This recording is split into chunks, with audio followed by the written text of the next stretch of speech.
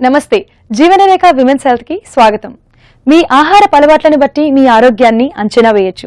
అంటే మీరు కనుక ఆరోగ్యకరమైన ఆహారపు అలవాట్లను పాటించేవారైతే ఆ ఫలితం మీలో తొణికిసలాడుతూ ఉంటుంది. ఇక తల్లి కావాలని ఆరాటపడే స్త్రీలు ఆహారం విషయంలో ప్రత్యేక శ్రద్ధ కనబర్చాలి. అందుకే వీరు మొదట చేయవలసినది తమ ఈటింగ్ హ్యాబిట్స్ ని ఒకసారి చెక్ చేసుకొని ఏమైనా మార్పులు అవసరమైతే వాటిని చేసుకోవడం. అందుకే ఈ రోజు ఎపిసోడ్ లో తల్లి కావాలని కోరుకునే స్త్రీల కోసం ఆహారం, ఆరోగ్యంపై చక్కటి అవగాహన తీసుకొస్తోంది మీ Jeevanarekha women's health. So let's begin the journey of motherhood.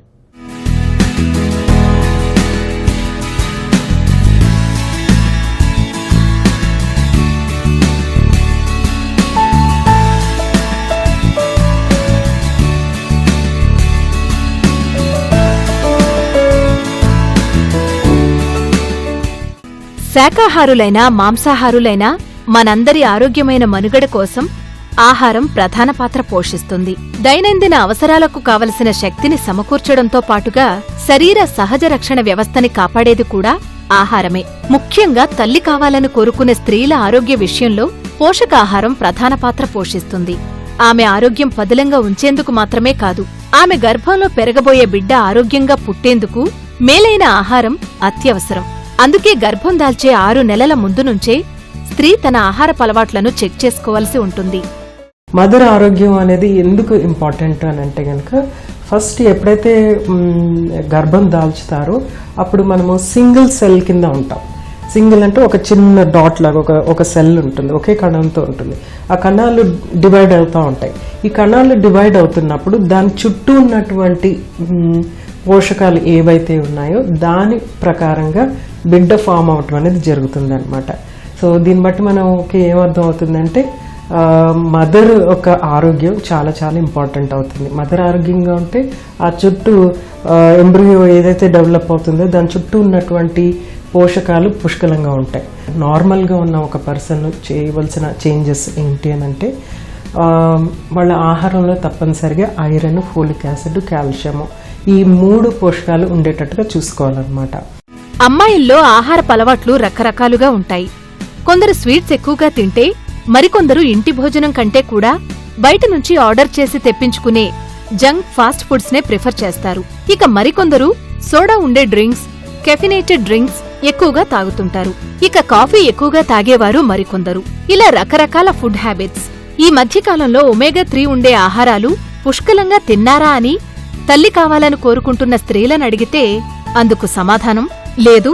అసలు ఒమేగా 3 అంటే ఏంటి అని అంటే మాత్రం వెంటనే మీ ఆహారపు అలవాట్లను చెక్ చేసుకోవలసిన అవసరం ఉంది. ఎందుకంటే ఫెర్టిలిటీ అనేది మీరు ఏం తింటున్నారు కంటే కూడా ఏం తినడం లేదో అనే అంశం మీద కూడా ఆధారపడి ఉంటుంది. ఆడవాళ్ళలో మామూలుగా తీసుకునే ఆహారంలో ఐరన్ అనేది కొంచెం తక్కువగా ఉండటం అనేది జరుగుతుంది. అలాగే కాల్షియం అనేది కూడా తక్కువ ఉండేటట్టుగా ఉండటం మనకు కనిపిస్తూ ఉంటుంది. తర్వాత డైటింగ్ అవి చేయటం, తర్వాత వెయిట్ తగ్గటానికి ఆహారం సరిగ్గా తీసుకోకపోవటం, ప్లాన్డ్ ఆహారం తీసుకోకపోవటం వల్ల ఏం జరుగుతుందంటే కొన్ని డెఫిషియన్సీస్ అనేవి ఏర్పడుతూ ఉంటాయి అన్నమాట. ముఖ్యమైన డెఫిషియన్సీ ఏంటి అంటే ఫోలిక్ యాసిడ్ డెఫిషియన్సీ, అలాగే ఐరన్ డెఫిషియన్సీ, కాల్షియం తక్కువగా ఉండటం కూడా మనకి గమనిస్తూ ఉంటాం. ప్రోటీన్ అనేది మనకి హార్మోన్స్ని క్రియేట్ చేయడానికి ఉపయోగపడుతుంది అనమాట. అంటే మన బాడీ సిస్టమ్స్కి, మన మజిల్ బిల్డింగ్కి, మజిల్ ప్రిజర్వ్ చేయడానికి వాటన్నిటికి కూడా ప్రోటీన్ అనేది అవసరం. గర్భం దాల్చాలి అంటే హార్మోన్స్ అన్నీ కూడా ప్రాపర్గా ఉండటం అనేది చాలా ఇంపార్టెంట్. ముఖ్యంగా ఈ మధ్యకాలంలో మనం చూసే కొన్ని కండిషన్స్ ఏంటంటే పాలిసిస్టిక్ ఓరియన్ కండిషన్ ఉండటం, దానివల్ల ఇన్ఫర్టిలిటీ అనేది రావటం, అనుకున్న టైంకి ప్రెగ్నెన్సీ రాకపోవటం, ఇలాంటివన్నీ కొన్ని గమనిస్తూ ఉంటున్నాము. ఇవన్నీ కూడా హార్మోన్ బేస్డ్ ఇష్యూస్ కాబట్టి ప్రోటీన్ అనేది వాళ్ళ ఆహారంలో ప్రాపర్గా ఉంటే గనక ఈ హార్మోన్ బేస్డ్ ఇష్యూస్ నుంచి బయటపడవచ్చు. తల్లి కావాలనుకునే స్త్రీలు ఒకవేళ ఇప్పటికే మీ ఫ్రిజ్ ని పోషకాహారంతో లోడ్ చేసి ఉంటే మరీ మంచిది. మీరు చేయాల్సిందల్లా ఇప్పటికే మీరు తింటున్న బ్యాలెన్స్డ్ డైట్ కి ఫెర్టిలిటీ బూస్ట్ చేసే కొన్ని ప్రత్యేక ఆహారాలను చేర్చడమే. తల్లి కావాలనుకునేవారు ఒక్కటే గుర్తుపెట్టుకోవాలి, అది ఎంత చిన్న మొత్తమైనా సరే రోజుకు కొంతమేరకు పోషకాహారాన్ని మీ డైట్లో భాగం చేసుకోవడం వల్ల హెల్దీ ప్రెగ్నెన్సీ సాధ్యం. అంటే స్లో అండ్ స్టడీగా మనము ఆహారంలో మార్పులు తీసుకొస్తే గనక అవి లాంగ్ లాస్టింగ్గా ఉంటాయి. సో ఉదాహరణకి గర్భం దాల్చాలి అనుకున్నప్పుడు చేయవలసిన చేంజెస్ ఏంటంటే, ఫర్ ఎగ్జాంపుల్ సాఫ్ట్ డ్రింక్స్ ఎక్కువగా తాగే అలవాటు ఉన్న అప్పుడు వాళ్ళు ఏం చేయాలంటే ఆ సాఫ్ట్ డ్రింక్ బదులుగా జ్యూసెస్కి షిఫ్ట్ అవటం చాలా యూస్ఫుల్గా ఉంటుంది. అలాగే మెల్లగా జ్యూసెస్ నుంచి ఫ్రూట్కి షిఫ్ట్ అవటం ఇంకా యూస్ఫుల్గా ఉంటుంది. సో మెల్లమెల్లగా అంటే ఎవ్రీ వీక్ వన్ చేంజ్, లేకపోతే ఎవ్రీ 15 డేస్కి 1 చేంజ్, ఎవ్రీ మంత్ 1 చేంజ్, ఈ మంత్ ఈ చేంజ్ నేను తీసుకొస్తాను అనేది అలా కంటిన్యూ చేయటం అనేది ఇంపార్టెంట్గా ఉంటుంది అనమాట. ఎస్పెషలీ హెల్త్ బాగా ఉండటానికి. తర్వాత ప్రెగ్నెన్సీ ప్లాన్ చేస్తున్నప్పుడు ప్రెగ్నెన్సీలో ఏ కాంప్లికేషన్స్ రాకూడదు అనుకున్నప్పుడు ఈ స్లో అండ్ స్టడీ చేంజెస్ చాలా యూస్ఫుల్గా ఉంటుంది. రెగ్యులర్గా తీసుకుంటున్న వాటిలో చేంజ్ ఎక్కడైతే కావాల్సి ఉందో అక్కడల్లా మనం ఎలాగ దాన్ని మంచి ఆహారపు అలవాట్లు, అలాగే మనకి ఇష్టమైనటువంటి ఆహారపు అలవాట్లని ఎలాగ చేంజ్ ఓవర్ చేసుకోవచ్చు అనేది చేసుకుంటూ స్లోగా చేసుకుంటే కనుక డెఫినెట్గా లైఫ్ లాంగ్ అవి లాస్ట్ అవుతూ ఉంటాయి. అవి చాలా ఆరోగ్యాన్ని కూడా ఇస్తూ ఉంటాయి అన్నమాట. సగటున 7 రోజుల్లో ఏం తింటున్నారు అనే వివరాలన్నిటినీ నోట్ చేయండి. దీని ద్వారా మీరు సగటున ఎన్ని క్యాలరీల శక్తి పొందుతున్నారు అని తెలుస్తుంది. వీటి ఆధారంగా ముఖ్యంగా శరీర బరువు తగ్గాలనుకునేవారు డైట్ ప్లాన్ చేసుకునేందుకు వీలుంటుంది. తల్లి కావాలని కోరుకునే స్త్రీలు, ముఖ్యంగా ఎక్కువ శరీర బరువు ఉన్నవారు ఫుడ్ డైరీ మెయింటైన్ చేయడం ద్వారా మంచి ఉపయోగాలున్నాయి. వరుసగా కనీసం 7 రోజుల పాటు రోజంతా కూడా ఎటువంటి ఆహారాలు తీసుకుంటున్నారో నోట్ చేసుకోవడం ద్వారా పలు ఉపయోగాలున్నాయి. అవేంటో చూద్దాం మరి. మనం నిత్యం జీవితంలో వివిధ రకాల ఆహారాలను తీసుకుంటూ తద్వారా శరీరానికి కావలసిన శక్తి అవసరాలను తీర్చుకుంటాం. కానీ మనం తినే ఆహారాలలో శరీరానికి మేలు చేసేవి తక్కువే అని చెప్పాలి. నేడు రెడీమేడ్ ఆహారం సులభంగా అందుబాటులో దొరకడంతోనేమో పోషకాహారం కంటే కూడా ఫాస్ట్గా దొరికే ఆహారాలను ప్రిఫర్ చేస్తున్నారు. తల్లి కావాలని కోరుకునే స్త్రీల విషయంలో గర్భధారణ ముందు ఆహార అలవాట్లను గమనించుకోవాలి. ప్రతి ఆహారము మార్నింగ్ నుంచి ఈవినింగ్ వరకు ఏమేమి తీసుకుంటున్నారు అనేది ఒక జర్నల్ మెయింటైన్ చేయడం అనేది అవసరం అవుతుంది అన్నమాట. డైరీలో రాసేసుకోవటం అవసరం అవుతుంది. అంటే ఉదాహరణకి టీవీ చూస్తున్నప్పుడు ఏమన్నా మంచి చేయొచ్చు, లేకపోతే ఎవరైనా గెస్ట్లు వచ్చినప్పుడు టీ ఇచ్చినప్పుడు దాంతోపాటు బిస్కెట్లు తీసుకోవచ్చు. వంట చేస్తూ ఏదైనా ఫ్రూట్ నవలొచ్చు, లేకపోతే ఏవో నట్స్ తీసుకోవచ్చు, లేకపోతే ఏవో కార లేకుంటే మిక్చర్ అలాంటివి ఏమన్నా తీసుకుంటూ ఉండొచ్చు. సో కొన్ని పనులు చేస్తున్నప్పుడు ఆహారం కొద్దిగా తీసుకుంటూ పనులు చేయటం అనేది జనరల్గా ఉంటుంది. ట్రావెల్ చేస్తున్నప్పుడు అంటే ఆఫీస్కి వెళ్తున్నప్పుడు మధ్యలో ఏదన్నా చాక్లెట్ తినొచ్చు, లేకపోతే ఒక సాఫ్ట్ డ్రింక్ తీసుకోవచ్చు. ఇలా రకరకాలుగా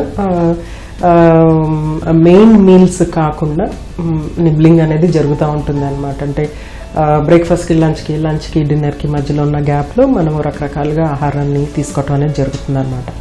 ఇవన్నీ చూడటానికి చిన్నగా ఉన్న, ఫర్ ఎగ్జాంపుల్ ఒక స్వీట్ కానీ, ఒక చాక్లెట్ కానీ, లేకుంటే ఒక డీప్ ఫ్రైడ్ ఐటమ్ కానీ తీసుకుంటే కనుక అవి చూడటానికి ఇంత చిన్నగా ఉన్నా కానీ క్యాలరీస్ మనకి ఇన్ని వస్తూ ఉంటాయి అన్నమాట.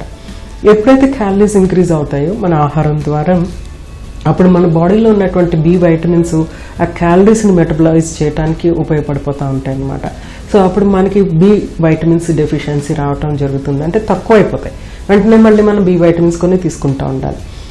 Full fat to full fertility అనే లక్ష్యంతో మొదట ఫ్యాట్ ని తగ్గించుకోవడం మొదటి ఆహార నియమం.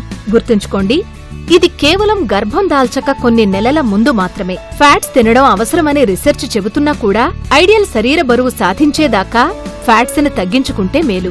బ్యాలెన్స్డ్ డైట్ తినడం వల్ల కేవలం ఫెర్టిలిటీ పెంపొందించుకోవడంతో పాటుగా జనరల్ హెల్త్ కూడా పెంపొందించుకోవచ్చు. కాల్షియం, ప్రోటీన్, ఐరన్ అధికంగా ఉండే ఆహారాలు తీసుకోవడం కూడా అవసరం. సో ఆకుకూరలు ఉండేటట్టుగా చూసుకోవటం చాలా ఇంపార్టెంట్. ఎందుకంటే ఆకుకూరలు అన్నిటికంటే ఎక్కువ ఫోలిక్ యాసిడ్ ఉంటుంది కాబట్టి ఆకుకూరలు తీసుకోవటం చాలా ఇంపార్టెంట్ అవుతుంది. అలాగే ఎగ్ ఎల్లోలో కూడా మనకి ఫోలిక్ యాసిడ్ అనేది ఫ్రీగా ఉంటుంది కాబట్టి అది కూడా తీసుకోవచ్చు. నెక్స్ట్ ఐరన్ అనేది కూడా మనకి ఆకుకూరల్లోంచి బాగానే వస్తుంది. వెంటనే అబ్జార్బ్ అయ్యే ఐరన్ ఎక్కువ నాన్ వెజిటేరియన్ ఫుడ్స్లో ఉంటుంది. లేకపోతే మనకి ఎగ్ ఎల్లోలో కూడా మనకి అది దొరుకుతుంది కాబట్టి ఎగ్ తీసుకోవచ్చు. ఇవేవి కాకపోయినా కూడా పప్పు దినుసుల నుంచి, హోల్ గ్రెయిన్ నుంచి, ఎస్పెషలీ రెడ్ దాల్ నుంచి మనకి ఐరన్ అనేది దొరుకుతుంది కాబట్టి రెడ్ దాల్ కూడా తీసుకోవచ్చు ప్రతిరోజు. Next calcium. సో అన్ని ఆహార పదార్థాల నుంచి మనకి కాల్షియం వస్తుంది, కానీ మనకి అబ్జార్బ్ అయ్యే కాల్షియం ఎక్కువగా మనకి మిల్క్ అండ్ మిల్క్ ప్రోడక్ట్స్ నుంచి వస్తుంది అనమాట. సో తప్పనిసరిగా ఒక గ్లాస్ పాలు తీసుకోవటం అనేది ఇంపార్టెంట్. ఎంత ఫ్యాట్ ఉన్నటువంటి పాలు తీసుకోవాలని ఒక పెద్ద క్వశ్చన్ మార్క్ ఉంటుంది అందరికీ. సో నార్మల్గా ఎవరైనా సరే 3% ఫ్యాట్ మిల్క్ తీసుకోవచ్చు.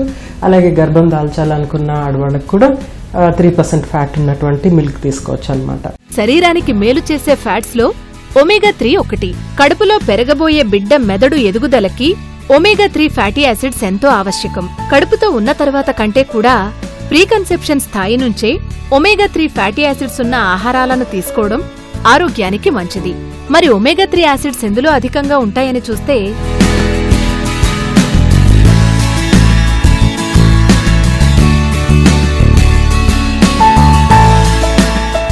ముఖ్యంగా మనకి నాన్ వెజిటేరియన్ సోర్స్ నుంచి, ముఖ్యంగా ఫిష్ నుంచి మనకి ఒమేగా ఫ్యాటీ యాసిడ్స్ వస్తాయి. అది కూడా వైట్ ఫ్యాటీ ఫిష్ నుంచి మనకి ఈ ఒమేగా ఫ్యాటీ యాసిడ్స్ అనేవి ఎక్కువగా ఉంటాయి. అలాగే మనకి నాన్ వెజ్ నుంచి, ఇతర నాన్ వెజ్ నుంచి కూడా కొంత ఒమేగా ఫ్యాటీ యాసిడ్స్ వస్తాయి. అంటే కొలెస్ట్రాల్తో పాటు మిక్స్ అయ్యి మనకి ఈ ఫ్యాటీ యాసిడ్స్ అనేవి యాడ్ అవుతూ ఉంటాయి అన్నమాట. ఇవి కాకుండా మనకి ఆరోగ్యానికి ముఖ్యంగా మనం చెప్పుకోవాల్సింది అంటే ఫిష్. ఇవి కాకుండా నట్స్ నుంచి కూడా మనకి కొంతవరకు ఒమేగా ఫ్యాటీ యాసిడ్స్ అనేవి వస్తూ ఉంటాయి అన్నమాట. ప్రతిరోజు మన ఆహారంలో నట్స్ ఉండేటట్టు చూసుకోవటము, వారానికి 2-3 సార్లు ఒమేగా ఫ్యాటీ యాసిడ్స్ ఉన్నటువంటి వైట్ ఫ్యాటీ ఫిష్ తీసుకోవటం అనేది చేయాలి. ఒకవేళ ఫిష్ తీసుకోవట్లేదు అని అనుకుంటే కనుక ఎగ్ ఎల్లోలో కూడా మనకి కొంత ఒమేగా ఫ్యాటీ యాసిడ్స్ కొన్ని ఉంటాయి కాబట్టి ఎగ్ కంప్లీట్ హోల్ ఎగ్ తీసుకోవటం కూడా హెల్ప్ఫుల్గా ఉంటుంది. ఇవి ఏవి కుదరట్లేదు అంటే కనుక అవిసె గింజల నుంచి మనకి ఒమేగా ఫ్యాటీ యాసిడ్స్ అనేవి వస్తూ ఉంటాయి కాబట్టి ప్రతిరోజు అవిసె గింజల పొడి ఒక 1/2 స్పూన్ కనుక తీసుకుంటే మనకు కావాల్సినంత ఒమేగా ఫ్యాటీ యాసిడ్స్ అనేవి వస్తాయి అన్నమాట. ఈ 1/2 స్పూను అవిసె గింజల పౌడర్ అనేది ఎలా తీసుకోవాలంటే కొంచెం మజ్జిగలోనో లేకపోతే కొద్దిగా పెరుగులోనో మిక్స్ చేసి తీసుకుంటే కనుక చాలా హెల్ప్ఫుల్గా ఉంటుంది. ఒమేగా ఫ్యాటీ యాసిడ్స్ ముఖ్యంగా నర్వస్ సిస్టమ్ డెవలప్మెంట్కి చాలా యూస్ఫుల్గా ఉంటుంది. నర్వస్ సిస్టమ్ అండ్ బ్రెయిన్ డెవలప్మెంటే కాకుండా బేబీ ఫార్మేషన్కి కూడా చాలా యూస్ఫుల్గా ఉంటుంది. ఇక పాలిసిస్టిక్ ఓవరీ సిండ్రోమ్ ఉన్న స్త్రీలు కాంప్లెక్స్ కార్బ్స్ తీసుకోవడం ద్వారా అధిక శరీర బరువు తగ్గించుకోవచ్చు. ఎంతసేపు స్త్రీల ఆరోగ్యం గురించి మాత్రమేనా? తండ్రి కావాలని కోరుకునే పురుషుల ఫర్టిలిటీని పెంచేందుకు ఎలాంటి ఆహారాలు తినాలి అని మీరు అడగచ్చు. ఇక శాకాహారులకు శరీర ఆరోగ్యానికి అత్యంత అవసరమైన ప్రోటీన్ చాయిస్ తక్కువగా ఉంటుందనే భావన కూడా వ్యక్తపరుస్తూ ఉండడం చూస్తూ ఉంటారు. ఇలాంటి ఆసక్తికరమైన విషయాలు మీకోసం. వెజిటేరియన్ డైట్ లో కొన్ని పోషకాలు అధికంగా ఉంటే నాన్ వెజిటేరియన్ డైట్ లో మరికొన్ని పోషకాలుంటాయి. ఒకవేళ కేవలం వెజిటేరియన్ ఆహారాలు మాత్రమే తినే కాబోయే తల్లులు కొన్ని పోషకాల విషయంలో అదనపు జాగ్రత్తలు తీసుకోవాల్సి ఉంటుంది. ఉదాహరణకు జింక్ అనే మూలకం ఫెర్టిలిటీని పెంచుతుంది. ఇది నాన్ వెజ్ ఫుడ్స్ లో అధికంగా ఉంటుంది. ముఖ్యంగా ఎగ్స్ లో ఇది అధికం. ఇక శాకాహారులైతే తొక్కుతో పాటుగా ఉండే పొటాటోస్, పచ్చి బఠానీలు, కార్న్స్, ఓట్స్ ఇవన్నీ జింక్ ఎక్కువగా ఉండే ఆహారాలే కాబట్టి వీటిని అధికంగా తినాలి.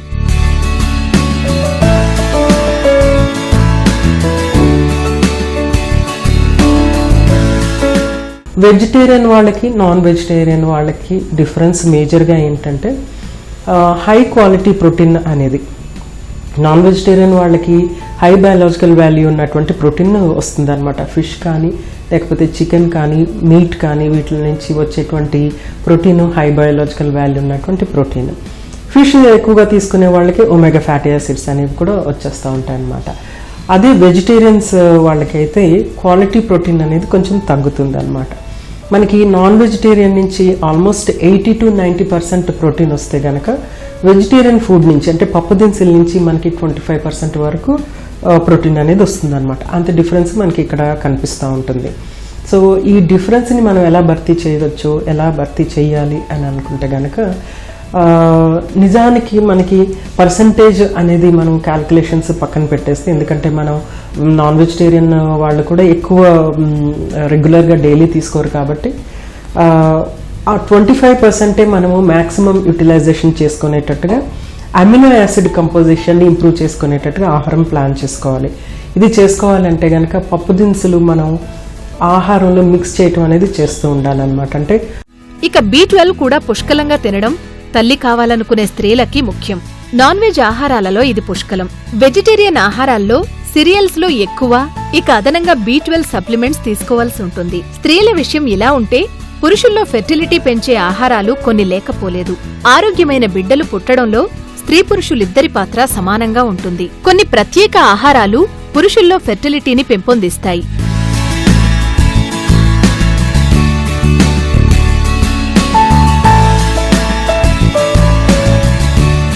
పురుషుల్లో ఫెర్టిలిటీని పెంపొందిస్తాయని పలు పరిశోధనల్లో తేలింది.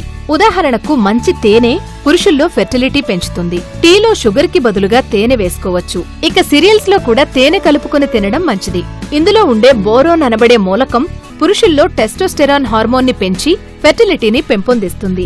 వీటితో పాటుగా పుష్కలంగా కూరగాయలు, పండ్లు తినడం వల్ల వీర్య కణాలు మరింత యాక్టివ్గా ఉంటాయని కూడా తేలింది. రెడ్ పెప్పర్స్, టొమాటోస్, నల్లటి బెర్రీస్, క్యారెట్స్ ఇలా ముదురు రంగులో ఉండే కూరలు, పండ్లలో యాంటీ ఆక్సిడెంట్స్ ఉండడంతో పాటు పురుషుల్లో ఫెర్టిలిటీని పెంచుతాయి.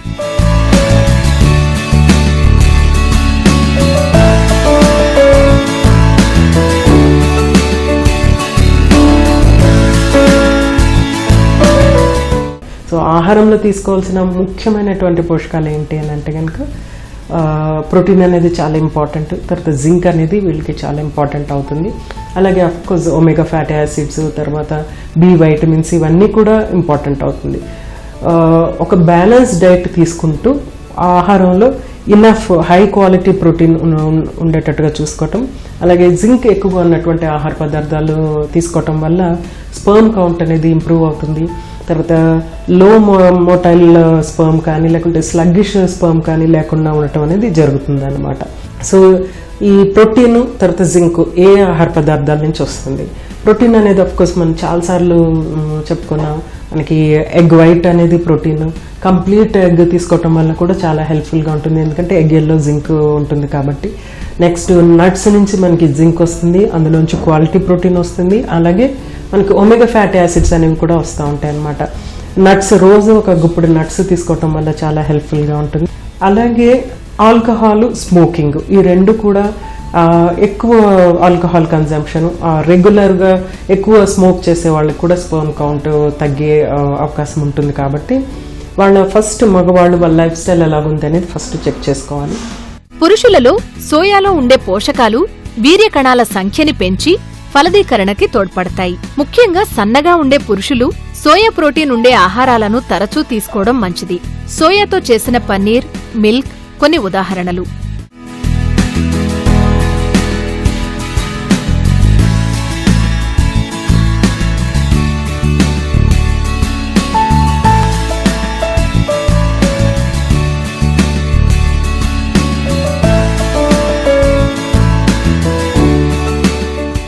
చూశారు కదా, హెల్దీ ఈటింగ్ హ్యాబిట్స్ తో హ్యాపీ ప్రెగ్నెన్సీ సాధ్యం. ఇక పురుషులు ఇది కేవలం స్త్రీల బాధ్యతే అని వదిలేయకుండా వారు కూడా చక్కటి ఆహారపు అలవాట్లు చేసుకుంటే ఆరోగ్యమైన బిడ్డలు కలుగుతారు. మరో అంశంతో జీవనరేఖ విమెన్స్ హెల్త్ లో మళ్ళీ కలుద్దాం.